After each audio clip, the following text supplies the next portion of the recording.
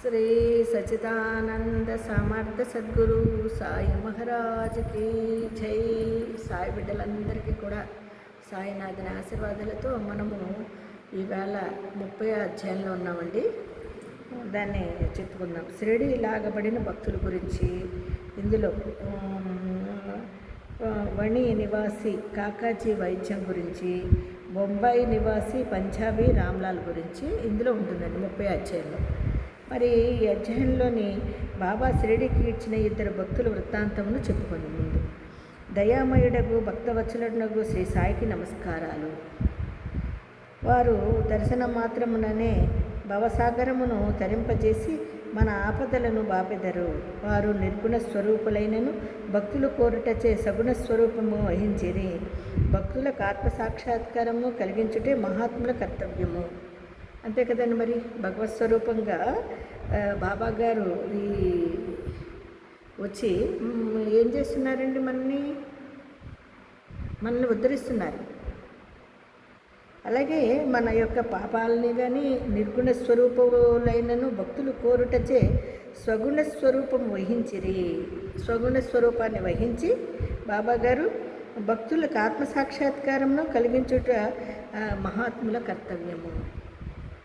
మరి మన సద్గురు సాయినాథుల వారు పరబ్రహ్మస్వరూపులై వచ్చి మనల్ని ఉద్ధరించడమే కాకుండా మనకి ఆత్మసాక్షాత్కారాన్ని పొందేటట్టు చేసి వాళ్ళు మనల్ని ఉద్ధరింపజేస్తున్నారండి. వాళ్ళ యొక్క కర్తవ్యాన్ని చేస్తున్నారండి. ఆయన యొక్క కర్తవ్యాన్ని.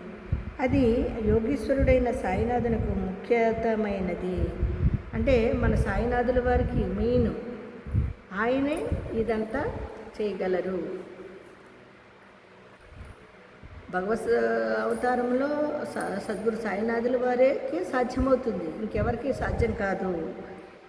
తప్పనిసరి అయినది. వారి పాదములను ఆశ్రయించిన వారి పాపములెల్లా నశించెను. ఎవరైతే వారి పాదాలను ఆశ్రయిస్తారో వారి పాపాలన్నీ కూడా నశిస్తాయి. అట్టి వారి ప్రగతి నిశ్చయము. వారి పాదములు స్మరించుచు పుణ్యక్షేత్రముల నుండి బ్రాహ్మణులు వచ్చి వారి సన్నిధిలో వేదశాస్త్రములు పారాయణము చేసి గాయత్రీ మంత్రములు జపించెదరు.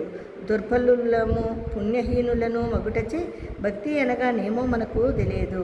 మనకింత మాత్రము తెలియను. ఇతరులు మనలను విడిచి పెట్టినప్పటికీ బాబా మాత్రము మనలను విడవడు. వారి కృపకు పాత్రులైన వారు కావలసినంత శక్తి, జ్ఞానము, నిత్యానిత్య వివేకమును పొందెదరు. ఇదండి ఇప్పుడు జరుగుతుంది. ఇది నిజంగా మనము వివేకంతో లేదా అవివేకంతో ఉన్నా కూడా మనల్ని ఉద్ధరించి ఆయన్ని పాదాలను ఆశ్రయించి ఆయన్నే సర్వస్వంగా వేడుకుంటే మనకి ఎవరూ కాదండి, బాబా గారు మాత్రమే మనకు అవుతారు. మనకి ఒక ఆయన ఉన్నారు అంటే ప్రతి వ్యక్తికి నిశ్చింతగా ఉండొచ్చండి. ఎవరున్నా ఎవరు లేకున్నా నేను ఒంటరిననే ఫీలింగ్ లేకుండా బాబా గారిని నమ్ముకోండి. ఆయన ఉండగా మీకు ఎంతోమంది మీ చుట్టూ ఉన్నట్టే.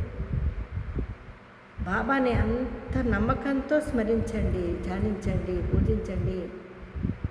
మీరు చేయగలిగితే మనకి ఎవరు లేరనే ఫీలింగ్ ఉండదు. చాలామంది ఒంటరిగా ఫీల్ అవుతూ ఉంటారు, నాకు ఎవరు లేరేమో. ఈవెన్ ఒక వృద్ధ వయసు వచ్చిన తర్వాత కూడా కొడుకు, కోడలు, బిడ్డలు, మనవలు, మనవరాళ్ళు వీళ్ళందరూ దూరం పెట్టినా కూడా మనకెవరు లేరు అనే ఫీలింగ్ రానివ్వకండి. సాయిరామ్, సాయి బిడ్డలారా. ఎందుకంటే మన దగ్గర బాబా గారు ఉన్నారు. అవును, ఎవరుంటే ఎవరు లేకపోతే ఏమైంది, నా దగ్గర ఆయన ఉన్నాడు కదా, పెద్ద ఆయన తోడుండగా నాకేంటి అనుకోండి. ఆ భావము ఎంత గొప్పగా ఉంటుందో, ఎంత అనుభూతినిస్తుందో నిజంగా అనుభవించి చూడండి. అంతేగాని ఎవరు లేరు నాకు, నేను ఒంటరిని అనుకోకండి. మన వెనక ఆయన ఉన్నారు, ఆయన సంరక్షిస్తాడు. మీకు కనిపించినా కనిపించకపోయినా మీరు చేసే యొక్క నామస్మరణకి ఆయన మీ దగ్గరే ఉంటాడు. ఇది మాత్రం నిజమండి. ప్రతి ఒక్కరూ ఈ విధంగా అనుకోండి. ఒంటరిగా మాత్రము ఎవ్వరూ ఫీల్ అవ్వద్దు. ఎట్టి పరిస్థితుల్లో ఎవ్వరూ అనుకోవద్దండి. మన సాయినాథుల వారు ఉన్నారు. కావలసినంత శక్తిని, జ్ఞానమును, నిత్యానిత్య వివేకములను మనం పొందగలుగుతాం. బాబాగారిని ఆ విధంగా అనుకుంటే, నేను ఒంటరివాడిని అని చింతించి బాధపడి లేనిపోని అని తెచ్చుకునే కన్నా ఈ విధంగా ఆలోచించి చూడండి ఎంత హాయిగా ఉంటుందో. భక్తుల కోరికలను పూర్తిగా గ్రహించి సాయి వాణిని నెరవేర్చేద్దరు. అందుచేత ఎవరికి కావలసినవి వారు పొంది కృతజ్ఞతతో నుండెదరు. అంతేనండి, బాబాగారిని వేడుకోవడం వల్ల మనము ఎంత కృతజ్ఞతతో ఉంటామంటే, నిజం కదా, నేను ఆ తండ్రిని వేడుకోవడం వల్ల నేను ఒంటరినన్న ఫీలింగ్ నాకు రావట్లేదు అనే భావన మీలో కలుగుతుంది. తప్పకుండా ఆ సాయినాథుల వారిని నిరంతరము స్మరిస్తూ చూడండి, నేను ఒంటరిననే ఫీలింగ్ పోతుంది మీలోని, పోయి ఆయన మీద కృతజ్ఞతా భావన పెరుగుతుంది. కానీ మేము వారికి సాష్టాంగ నమస్కారం చేసి వేడుకునేదము, మా తప్పులన్నీ క్షమించి సాయి మా ఆరాటములనన్నీ బాబుగాక. కష్టముల పాలైన సాయి నీ విధముగా ప్రార్థించు వారి మనస్సు శాంతించి బాబా కటాక్షం వారు సంతృష్టి చెందిదరు. అదండి, ఎవరైతే ఈ విధంగా కృతజ్ఞతా భావంతో ఉంటూ ఆయనకి సాష్టాంగ నమస్కారాలు సమర్పించుకుంటూ మా తప్పులన్నీ క్షమించి మా ఆరాటాల్ని, అంటే మనము అదే ఇదా అని ఆలోచిస్తూ ఉంటాం, ఆరాటపడుతూ ఉంటాం, ఈ అన్నిటినీ కూడా తీర్చేసి ఆయన మన కష్టాలని కూడా తీర్చేసి మనని మనశ్శాంతితో ఉండేలా చేస్తాడండి బాబాగారు. ఇది మాత్రం నిజమండి. ప్రతి ఒక్క సాయి బిడ్డ ఇలాగా సాధన చేసి చూడండి, తప్పకుండా మీరు మంచి ఫలితాన్ని పొందుతారు. దయా సముద్రుడకు సాయి కటాక్షించుటచే హేమండ్ పంతు ఈ గ్రంథమును రాయగలిగినని చెప్పుకొనేను. లేకున్నచో తనకు గల యోగ్యత ఎంత. చూడండి, ఈ గ్రంథాన్ని ఈరోజు మనము అమృతాన్ని వెళ్తున్నామంటే కారణం ఎవరండి? బాబాగారు. బాబాగారు ఎవరికి ఇచ్చారండి? హేమండ్ పంత్ గారికి ఇచ్చారు. ఆ హేమండ్ పంత్ గారు ఏమనుకుంటున్నారండి? ఆ బాబాగారే కనుక నాకు ఇటువంటి జ్ఞానాన్ని ఇవ్వకపోతే ఈరోజు నేను ఇటువంటి గ్రంథాన్ని రాయగలిగేవాడినా?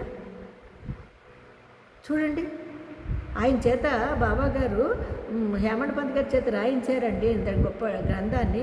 మన కోసం అమృతాన్ని ఇచ్చినట్టే కదండి ఆయన అనుకుంటున్నారు. అలాగే మనం కూడా ఈరోజు సాయి నామస్మరణ చేస్తున్నామంటే ఏ విధంగా చేస్తున్నామండి? ఆయన అనుగ్రహం ఉండబట్టి, ఆయన ఆశీర్వాదం ఉండబట్టి. మరి బాబాగారి ఆశీర్వాదం లేకపోతే మనము కనీసం సాయి అని కూడా పలకలేమండి. అది శ్రీ సాయి ఈ భారమంతయు వహించుటచే హేమండ్ పంతుకు కష్టము కానీ శ్రమ కానీ కానరాకుండెను. తన వాక్కును కలమును కూడా ప్రేరేపించుటకు శక్తివంతమగు ధ్యానమని వెలుతురుండగా నతడు సంశయము కానీ ఆరాటము కానీ పొందలేదు. ఎంత గొప్పగా చూపెట్టు చూడండి ఇందులో ఆయన ఉండబట్టి నేను దేని గురించి ఆలోచించలేదు, నేను ప్రశాంతంగా ఉన్నాను, దేని గురించి ఆరాటపడలేదు. ఎందుకంటే ఆయనే కదా నా చేత దగ్గరుండి రాపిస్తున్నాడు ఈ గ్రంథాన్ని. అప్పుడు ఎందుకు ఆయన అంత బరువు తీసుకోవాలి? చక్కగా ప్రశాంతంగా బాబాగారి గురించి ఇంత గొప్ప గ్రంథాన్ని ఆయన ప్రేరణతో రాయగలిగాడండి. ఎవరి ప్రేరణతో? బాబాగారి ప్రేరణతో. ఆయన శక్తిని ఇవ్వకపోతే, ఆయన జ్ఞానాన్ని ఇవ్వకపోతే, ఆయన యొక్క వెలుతురిని ఈయన ఎలా చూడగలుగుతాడండి? ఆ జ్ఞానాన్ని ఎలా పొందగలుగుతాడండి? ఈ విధంగా వేడుకుంటున్నాడండి బాబాగారిని. కలమును కూడా ప్రేరేపించుటకు శక్తివంతముకు జ్ఞానమును వెలుతురుండగా అతడు సంశయము కానీ ఆరాటము కానీ పొందలేదు. అతడు రాసిన ఈ పుస్తక రూపమున శ్రీ సాయి అతని సేవను గైకొనెను. ఇది అతని గత జన్మ పుణ్య పరంపరచే ప్రాప్తించెను. కావున అతడు అదృష్టవంతుడనియు పుణ్యాత్ముడని అనుకునవలెను. అంతేనండి, మనం కూడా అంతే. ఏదైనా పనిచేస్తున్నాం అనుకోండి, చూడండి హేమండ్ పంత్ గారు ఏమనుకున్నారు? కృతజన్మ పుణ్యం వల్ల నేను ఈ గ్రంథాన్ని నా చేత ఆయన నా చేయి పట్టి రాయించారు బాబాగారు, లేకపోతే నా వల్ల అవుతుందా? నేను ఏ జన్మలో చేసుకున్న పుణ్యమో ఈ జన్మలో బాబాగారి దగ్గర అని అనుకున్నాడండి ఆయన. మరి అలాంటి గొప్ప అదృష్టాన్ని ప్రాప్తిని నేను పొందగలిగాను అని ఆయన అనుకుంటూ, ఆయన అంతటి పుణ్యాత్ముడు మహానుభావుడు నాకు ఇచ్చిన ఆశీర్వాదం వల్లే నేను ఇంత సంతోషంగా ఈ యొక్క గ్రంథాన్ని రాయగలిగాను అని ఆయన అనుకున్నట్టుగానే మనం కూడా ఈరోజు ఇలా జీవిస్తున్నాము అంటే కారణం మన సద్గురు సాయినాథుల వారే. మనకి అంతటి అదృష్టాన్ని అంత ప్రాప్తిని ఇచ్చాడంటే నిజంగా సాయినాథులు. ఆయన్ని ఈ విధంగా కూడా మనం అందరం కూడా స్మరించుకోవాలి. ఈ క్రింది కథ సాధారణ కథ కాదు, స్వచ్ఛమైన అమృతమైన. దీనిని ఎవరు త్రాగెదరో వారు సాయి మహిమను సర్వాంతరిత్వమును తెలుసుకుందురు. వారు సాయి మహిమను సర్వాంతరిత్వమును తెలుసుకుందరు. వాదించువారు విమర్శించువారు ఈ కథలను చదవనక్కరలేదు. చూడండి, మూర్ఖులు ఉంటారు కదా, ఇది ఒక అమృతం, కానీ దీన్ని మనం తాగుతున్నాం. కానీ దీన్ని కూడా వాదించి నివారించే వాళ్ళు ఉంటారు. వాళ్ళని మనం మార్చక్కర్లేదు. వాళ్ళ మూర్ఖత్వానికి వాళ్ళ కర్మ వదిలేయడం అంతే. వాదించువారు విమర్శించువారు ఈ కథలను చదవనక్కర్లేదు. వాళ్ళు ఏం చదవక్కర్లేదు. వాళ్ళకి మనం చెప్పినవి ఎక్కదు.